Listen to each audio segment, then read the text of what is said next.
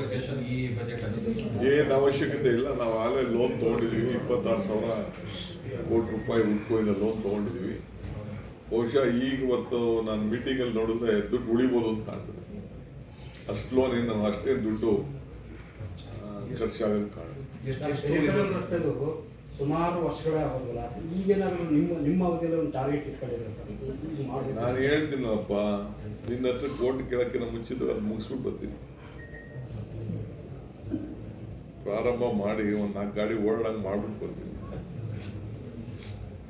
Sir, tunnel ರೋಡ್ದು ಈಗ ನೀವು central ಗೌರ್ಮೆಂಟಿಂದ ಫಂಡಿಂಗ್ಗೆ ಕೇಳಿದ್ರಿ, ಮತ್ತು ಬೆಂಗಳೂರಿಗೆ ಡೆವಲಪ್ಮೆಂಟ್ ಫಂಡಿಂಗ್ ಕೊಟ್ಟಿಲ್ಲ ಕೇಳಿದ್ರಿ. ಅದು ಯಾವ ರೀತಿ ಅದು ಫಂಡಿಂಗ್ ಸರಿ ಬಂದಿಲ್ಲ ಸೆಂಟ್ರಲ್ ಗೌರ್ಮೆಂಟ್? ಸರ್, ಗೌರ್ಮೆಂಟ್ ಯಾವುದು ಕೊಟ್ಟಿಲ್ಲ, ಬೆಂಗಳೂರಿಗೇನು ಸಹಾಯ ಮಾಡಿಲ್ಲ. ನಿಮಗೆ ಬರ್ಡನ್ ಜಾಸ್ತಿ ಆಗುತ್ತೆ ಸ್ಟೇಟ್ ಗೌರ್ಮೆಂಟ್ ನಿಮ್ಮ ಪ್ರಾಜೆಕ್ಟ್ಗಳಿಗೆ. ಅಲ್ಲ ಟನಲ್ ಎಲ್ಲ ಅಕ್ಸೆಪ್ಟ್ ಆಗಿದೆ. ಅಲ್ಲ ನಾವು ಬಿಲ್ಡ್ ಆಪರೇಟ್ ಟ್ರಾನ್ಸ್ಪೋರ್ಟ್ ನಾವು ಬರೀ 40% ಕೊಡೋದಷ್ಟೇ. ನಾವು ಬೇರೆ ಬೇರೆ ಸ್ಟೇಟ್ ಎಲ್ಲ ನಾವೆಲ್ಲ ತೆಗೆದು ನೋಡಿದ್ದೀವಿ, ಬಾಂಬೆದು ಬೇರೆ ಬೇರೆ ಸ್ಟೇಟ್ ಎಲ್ಲ. ನಾವು BOT ಮೇಲೆ ಮಾಡ್ತಾ ಇರೋದ್ರಿಂದ ಅವರೇ ರಿಸ್ಕ್ ತಗೋತಾರೆ. ಸರ್, ಮೆಟ್ರೋ ದರ ಏರಿಕೆ ಬಗ್ಗೆ ಸರ್ಕಾರ ಗ್ರೀನ್ ಸಿಗ್ನಲ್ ಕೊಟ್ಟಿದೆ? ಇಲ್ಲ, ನಾನು ಇನ್ನ ಮಾತಾಡಿಲ್ಲ. ನನಗೆ ಯಾವ ಫೈಲು ಬಂದಿಲ್ಲ. ಅವ್ರದ್ದೇ ಒಂದು ಟೀಮ್ ಇದೆ, ಸೆಂಟ್ರಲ್ ಗೌರ್ಮೆಂಟು ಮತ್ತು ಅವರೆಲ್ಲ ಸೇರಿ ಒಂದು ಟೀಮ್ ಇದೆ. ಅವರು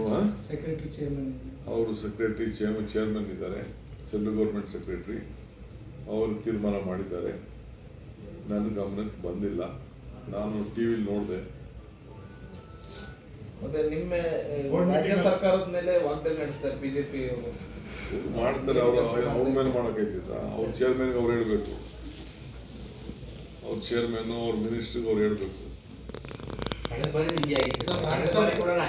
ಒಂದು ಸ್ಪಷ್ಟತೆ ಸಿಗ್ಲಿಲ್ಲ ಸರ್. ರಾಜ್ಯ ಸರ್ಕಾರ ರಾಜ್ಯ ಮಾಡುತ್ತೋ ಸೆಂಟ್ರಲ್ ಅವ್ರು ಮಾಡ್ತಾರೆ, ಇಲ್ಲ ಇಬ್ರು ಸೇರ್ ಮಾಡ್ತಾರೆ. ನಾನು ಹೇಳ್ತಾ ಇದ್ದೀನಿ ಕೇಳಿ, ನಮ್ಮವರೆಗೂ ಬರೋದಿಲ್ಲ. ಅದಕ್ಕೊಂದು ಆಟೋಮೆಟಿಕ್ ಒಂದು ಕಂಪ್ನಿ ಇದೆ, ಇದಿದೆ, ಲೆಕ್ಕಾಚಾರ ಇದೆ. ಅವರು ಸೆಂಟ್ರಲ್ ಗೌರ್ಮೆಂಟ್ ಅವರೇ ಅದಕ್ಕೆ ಚೇರ್ಮನ್. ಇದು ಸ್ಟೇಟ್ ಅವರು ಇರ್ತಾರಲ್ಲ ಸರ್, 4 ಜನ ಸ್ಟೇಟ್ ಅವರು ಇರ್ತಾರೆ. ಅದರಲ್ಲಿ ಡಿಸಿಷನ್ ಎಲ್ಲ ತೆಗೆದುಕೊಳ್ಳೋರು ಅವರೇ. ಬೋರ್ಡ್ ಅಲ್ಲಿ 4 ಜನ ಇಲ್ಲಿನವರು ಇರ್ತಾರೆ, ಅವರು ಇರ್ತಾರೆ, ನಿಮ್ಮ ಆಫೀಸರು ಇರ್ತಾರಲ್ಲ ಸರ್, ಅವರೇ ತೀರ್ಮಾನ ಮಾಡ್ತಾರೆ.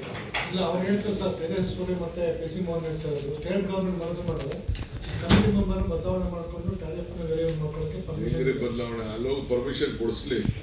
ನಿಮಗೆ ನಾವು ಕರ್ನಾಟಕದಿಂದನೇ ಚೇರ್ಮನ್ ಅಂತ ಅವ್ರು ಕೊಡೋದು ಬರೀ 12% 13%. ಚೇರ್ಮನ್ ಅವರು ಆಗಿದ್ದಾರೆ. ಹಿಂದೆ ಏನೋ ಅಗ್ರಿಮೆಂಟ್ ಸೈನ್ ಮಾಡ್ತಿದ್ರು. ಈಗ ನಮಗೆ ಪರ್ಮಿಷನ್ ಕೊಡಲಿ, ಎಲ್ಲ ರೋಲ್ಔಟ್ ಮಾಡೋದು. ಸರ್, ದರ ಏರಿಕೆಗೆ ರಾಜ್ಯ ಸರ್ಕಾರ ಒಪ್ಪಿಗೆ ಇಲ್ಲ. ನಮಗೆ ಸಂಬಂಧ, ನಮ್ಮ ಹತ್ರ ಚರ್ಚೆನೇ ಮಾಡಿಲ್ಲ. ಇಲ್ಲ, ನಾನು CM ಹತ್ರ ಚರ್ಚೆ ಮಾಡ್ತಿದ್ದೆ. CM ಹತ್ರ ಕ್ಯಾಬಿನೆಟಲ್ಲೂ ನಾನು ಚರ್ಚೆ ಮಾಡೋಕ್ಕಾಗಿಲ್ಲ. ಯಾಕಂದ್ರೆ ಇತ್ತೀಚೆಗೆ ಏರಿಸಿದ್ದಾರೆ, 34% ಏರಿಸಿದ್ದಾರೆ ಲಾಸ್ಟ್ ಟೈಮ್. ಈಗೇನೋ 5% ಅಂತಲ್ಲ, 5%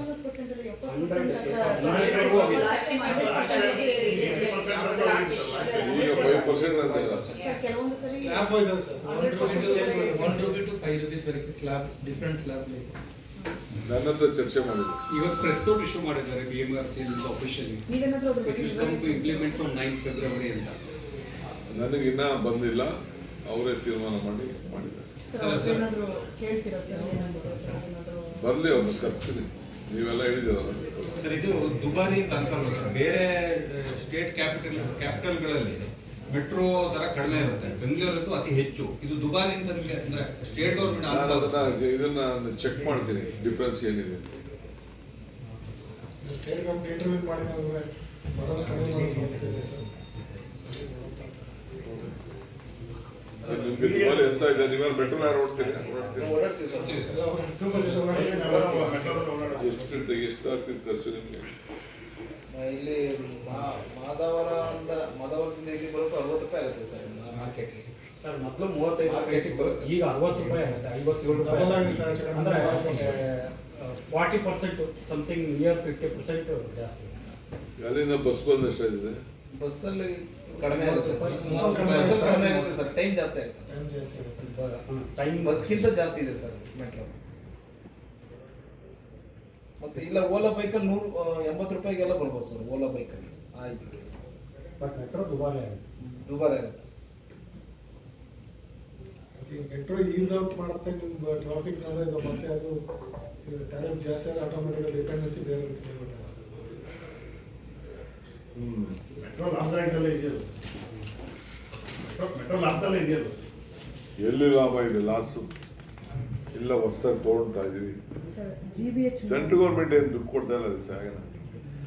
ಬಟ್ ಜನಗಳು ನಿಮ್ಮ ಮೇಲೆ ನಿರೀಕ್ಷೆ ಇದೆ ಸರ್, ನಿಮ್ಮ ಅವಧಿಯಲ್ಲಿ ಆ ಥರದ್ದು ಆಗಲ್ಲ ಅಂತ. ನಾವು ಜಾಸ್ತಿ ಮಾಡ್ತಾ ಇದೀವಿ, ಇನ್ನ ಬೇಕಾದಷ್ಟು ಎಕ್ಸ್ಪ್ಯಾಂಡ್ ಮಾಡ್ತಾ ಈಗಲ್ಲ 326 ಕಿಲೋಮೀಟರ್ ಅಷ್ಟು ಮಾಡ್ತಾ ಸರ್ ನೀರಿನ ದರ ಏರಿಕೆ ಏನಾದರೂ ಪ್ರಸ್ತಾವನೆ ಆ ಥರ ಚರ್ಚೆ ಏನಾದರೂ?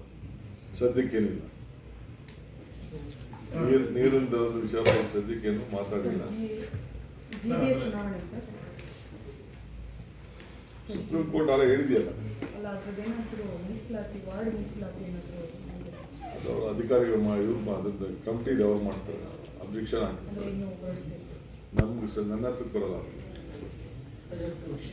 ಶಿವಗಂಗಾ ಬಸವರಾಜ್ ಮಾತನಾಡಿದ್ದಾರೆ, ಹೈಕಮಾಂಡ್ ನಾಯಕರುಗಳು ಆದಷ್ಟು ಬೇಗ ಇತ್ಯರ್ಥಪಡಿಸಬೇಕು, ಸಿದ್ದರಾಮಯ್ಯನವರು ಡಿ ಕೆ ಶಿವಕುಮಾರ್ ಅವರು ಯಾರು ಅನ್ನೋದು ಕ್ಲಿಯರ್ ಮಾಡಿ, ನಮ್ಮ ಶಾಸಕರಲ್ಲಿ ಸಾಕಷ್ಟು ಇದೆ ಸರ್, ಸಮಸ್ಯೆ ಇದೆ ಅನ್ನೋ ಮಾತುಗಳನ್ನು ಹೇಳಿದ್ರು. ಅದೇ ಮಾತಿಗೆ ಸತೀಶ್ ಜಾರಕಿಹೊಳಿ ಅವರು ಹೇಳಿರುವಂಥದ್ದು ಸರ್, ಹೈಕಮಾಂಡ್ ಇತ್ಯರ್ಥಪಡಿಸಬೇಕು.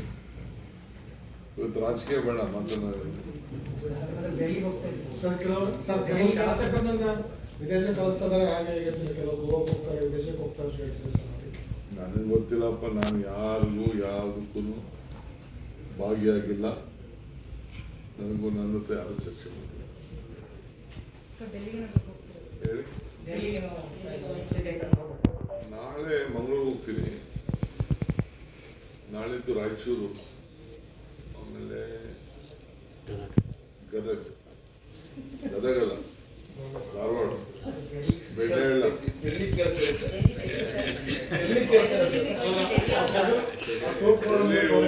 ಶ್ರೀಧರ್ TP ಅಲ್ಲ ಸರ್ ನಿರೀಕ್ಷೆ ಏನಾದರೂ ಇದೆಯಾ ಅಂತ ಸರ್? ಯಾಕಂದರೆ ರಾಹುಲ್ ಗಾಂಧಿ ಅವರು ಮೈಸೂರಲ್ಲಿ ಸಿಕ್ಕಿದಾಗ ಕರೆದು ಮಾತನಾಡ್ತೀನಿ ಅಂತ ಹೇಳಿದ್ರು. ಅಧಿವೇಶನದ ಬಳಿಕ ಏನಾದರೂ ನಿರೀಕ್ಷೆ ಇದೆಯಾ ಸರ್? ಅಧಿವೇಶನ ಮುಗಿದಿದೆ ಈಗ.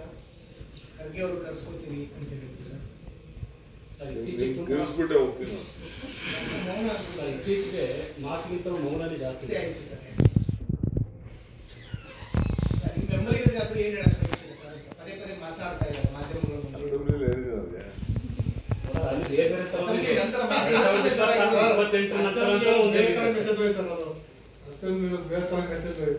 ಅಲ್ಲಿ ವ್ಯಾಖ್ಯಾನಗಳು ಬೇರೆ ಬೇರೆ ಥರನೂ ಆಗಿದ್ದಾರೆ. 2028 ಏನಾಗುತ್ತೆ ನೋಡೋಣ ಅಂತ ಅದು ಹೇಳ್ಬಿಟ್ಟಿದ್ದಾರೆ. ಸರ್ ತಾವು ವಾಲಿಬಾಲ್ ತುಂಬಾ ಚೆನ್ನಾಗಿ ಆಡ್ತಿದ್ದೀವಿ. ಪೊಲಿಟಿಕಲಿ ವಾಲಿಬಾಲ್ ಯಾಕೋ ಇನ್ನೊಂದು ಸ್ವಲ್ಪ ಹಿನ್ನಡೆ ಆಗಿದೆ. ವಾಲಿಬಾಲ್ ನನ್ನ ಇದು ಸ್ಕೂಲಲ್ಲಿ ಇರುವಾಗ ಆಡ್ತಿದ್ದೆ ಅಪ್ಪ. ತುಂಬಾ ಚೆನ್ನಾಗಿ ಆಡ್ತಿದ್ದೀವಿ. ವಾಲಿಬಾಲ್ ಆಡ್ತಿದ್ದೆ, ಕ್ರಾಸ್ ಕಂಟ್ರಿ ಓಡ್ತಿದ್ದೆ, ಜವಲಿನ್ ಎಸಿದ್ದೆ, ಕಬಡ್ಡಿ ಆಡ್ತಿದ್ದೆ, ಇಷ್ಟು ಆಡಿದ್ವಿ. ವಾಲಿಬಾಲ್ ತುಂಬ ಅಗ್ರೆಸಿವ್ ಆಗಿ ಮತ್ತಿಲ್ಲ volleyball sir Rajanagara foot block ಅಲ್ಲಿ ಸ್ಕೂಲ್. ಈಗ ನೀವು ಕೃಷ್ಣ ಮೇಲ್ದಂಡೆ ಯೋಜನೆ ಈ ಬಾರಿ ನೀವು ಬಜೆಟ್ ಅಲ್ಲಿ ತರಬೇಕು ಅಂತೀರಾ, ಫಂಡಿಂಗ್ ಇದೆ, ಏನು ಮಾಡ್ತೀರಾ ಸರ್? ಕೃಷ್ಣ ಪರಿಹಾರ ಕ್ಯಾಬಿನೆಟ್ ತೀರ್ಮಾನ ಆಗಿದೆಯಲ್ಲ ನೋಡಪ್ಪ, ನಾನು ಏನು ಇಂಪ್ಲಿಮೆಂಟ್ ಮಾಡಬೇಕು ಅಂತ ತೀರ್ಮಾನ ಮಾಡಿ ಶುರು ಮಾಡಿದ್ದೀನಿ. ನನ್ನ ಈ 2.5 ವರ್ಷದ ಅವಧಿಯಲ್ಲಿ ಎಲ್ಲದಕ್ಕೂ ಕೂಡ ಫೈನಾನ್ಷಿಯಲ್ ಸ್ಟ್ರಕ್ಚರ್ ಇಟ್ಟೆ ತೀರ್ಮಾನ ಮಾಡಬೇಕು. ಸುಮ್ಮನೆ ಬಂದು ಆಶ್ವಾಸನೆ ಮೇಲೆ ಯಾವ ಕಾರ್ಯಕ್ರಮವನ್ನು ಕೊಟ್ಟಿಲ್ಲ. So this will be the historic decision for ಕರ್ನಾಟಕಕ್ಕೆ ಮತ್ತು ಬೆಂಗಳೂರು ನಗರಕ್ಕೆ. ಒಂದು ಐತಿಹಾಸಿಕವಾದಂಥ ತೀರ್ಮಾನಗಳನ್ನು ತೆಗೆದುಕೊಂಡು ನಿಮ್ಗೆ ಅದು ಇನ್ನೊಂದು 2-3 ವರ್ಷ ಆದಮೇಲೆ ಆ ಫಲ ಶುರು ಆಗೋಕ್ಕೆ, ಕೆಲಸಗಳು ಶುರು ಆದರೆ ನಿಮಗೆ ಅರ್ಥ ಆಗ್ತದೆ. ಸರ್ ಆಕಾಂಕ್ಷೆಗಳು ಸಂಪುಟ ಪುನರ್ರಚನೆ ನಿರೀಕ್ಷೆಯಲ್ಲಿದ್ದರೆ ಅವ್ರ ಕನಸು ನನಸಾಗುತ್ತೆ ಸರ್? ಅದು ಚೀಫ್ ಮಿನಿಸ್ಟರ್ ಯಾವ ನಾವು ಅಧ್ಯಕ್ಷರಿದ್ದೀರಲ್ಲ ಸರ್, ಅಧ್ಯಕ್ಷರಿದ್ದೀರಿ ಸರ್, ನಾವು ತಮ್ಮ ಹತ್ರನೂ ತುಂಬ ಡಿಮ್ಯಾಂಡ್ಸ್ ಬರುತ್ತವೆ. Thank you. ಕ್ಯಾಬಿನೆಟ್ ಆಗಿ ಹೋಗ್ತೀನಿ. ಶಾಸಕರನ್ನ ಆರಿಸ್ತಿದ್ದೀರಲ್ಲ ಸರ್? ಕರ್ನಾಟಕದಲ್ಲಿ ಒಂದು ವಿಶ್ವ ಚಿತ್ರಪಟ ಬಂದೆ ರೆಗ್ಯುಲರ್ ಮಾಡೋಕೆ ಹೇಳಿದ್ದಾರೆ ಸರ್. ರೆಗ್ಯುಲರ್ ಮಾಡಿ ಕೇಳಿದ್ದಾರೆ sir. State government sir initiate ಮಾಡಲ್ಲ ಅಂತ ಅಪ್ಲಿಕೇಶನ್ ಇದೆ. ಸರ್ ಮೀಡಿಯಾದಲ್ಲಿ ತುಂಬಾ ಎನ್ಫೋರ್ಸ್ಮೆಂಟ್ ಎಲ್ಲ ಶುರು ಮಾಡ್ತಿದ್ದಾರೆ ಅದೆಲ್ಲ ಒಂದು ಆಡಿಟ್ ಏನಾದ್ರು ಆಗಿದೆ ಥ್ಯಾಂಕ್ ಯು ಸರ್